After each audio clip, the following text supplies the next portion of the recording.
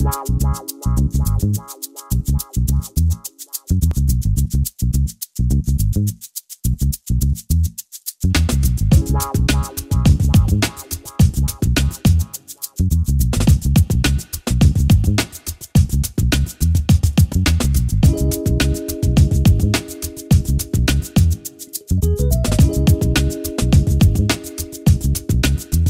Yann.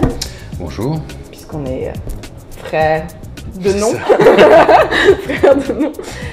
Vous nous présentez ici votre deuxième roman. Oui. Et on sait, en tout cas aux États-Unis, il y a une critique forte, quelquefois négative en tout cas. Toujours est-il qu'il ne laisse personne indifférent. Pourquoi? Quel en est le sujet? Ça met en scène un écrivain et un taxidermiste. Le taxidermiste travaille depuis des années sur une pièce de théâtre qui met en scène deux animaux, une ânesse, Béatrice, et un singe, Virgile, d'où le titre et la couverture. Et donc dans ce roman, il y a plusieurs extraits de cette pièce de théâtre. Donc il y a un parallèle, il y a la relation entre l'écrivain et le taxidermiste et la relation entre ces deux animaux. C'est deux trames narratives en parallèle.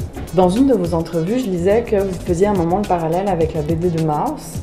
Là, on vous avait beaucoup reproché la façon de traiter le sujet justement de l'Holocauste.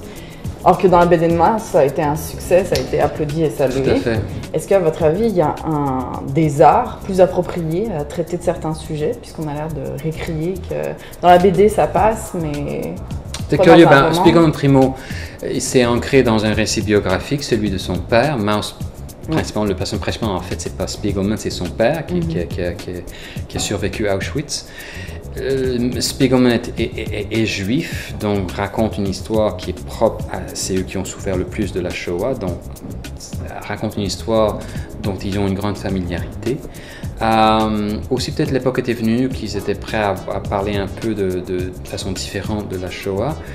Mais c'est vrai que c'est un peu surprenant le succès, puisque dans cette œuvre, les différents personnages sont représentés avec différents masques animaux, et les juifs comme des souris. Et à un moment, je me dis, mais les souris, on pense à des souris comme étant timides, un peu peurotes. C'est drôle de représenter des juifs comme ça, c'est pas très sympathique comme vision. Moi, Anne et un ânesse et un singe, c'est déjà autre chose, des animaux plus évolués, une vie sociale plus complexe. Mais c'est vrai que c'est un énorme succès. Celui-ci, effectivement, a beaucoup divisé la critique aux États-Unis. Il y a des gens qui ont adoré, d'autres qui ont détesté. Okay. Ce qui, pour moi, indique qu'il a eu un effet. Ça a un impact, ça pose des questions qui dérangent certains, qui réconfortent d'autres. Alors, on va voir quelle va être la réaction au Québec. Je pense que, comme vous disiez, on est prêt à entendre parler de ça de manière différente aussi, se poser les questions avec des allégories. Oui, il faut renouveler la façon dont on parle, comme de tout, comme de la guerre, comme de tout. On doit à chaque époque parler de son passé d'une façon renouvelée, différente, avec un langage différent, une sensibilité différente. Pas pour dénaturer la chose, mais plutôt pour qu'elle dure dans le temps.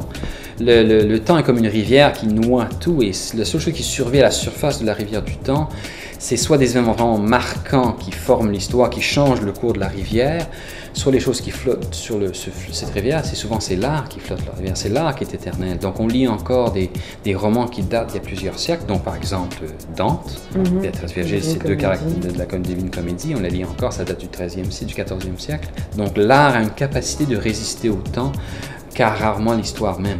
Alors c'est pour ça qu'on doit renouveler la façon dont on parle de l'histoire. Qu'est-ce qui s'est passé entre l'histoire de Pi et Béatrice et Virgile? Pourquoi on a eu un essai en quelque sorte avec les différents livres que vous avez offerts à Stephen Harper, mais pourquoi vous êtes revenu 9 ans après à la forme du roman? Que 9 ans après? 9 ans, le succès de l'histoire de Pi m'a distrait pendant un bon 2 ans. J'imagine. Voyagé un peu partout à travers la planète, à faire des festivals littéraires, sorties de livres.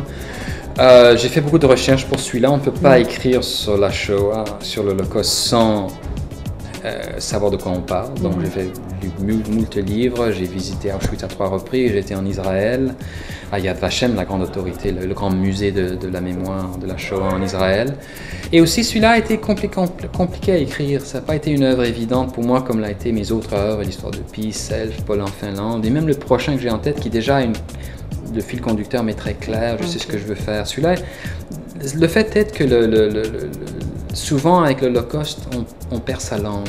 on tombe dans le silence. Et c'est pour ça que j'ai un romancier, le personnage principal, un des personnages est un romancier qui arrête d'écrire.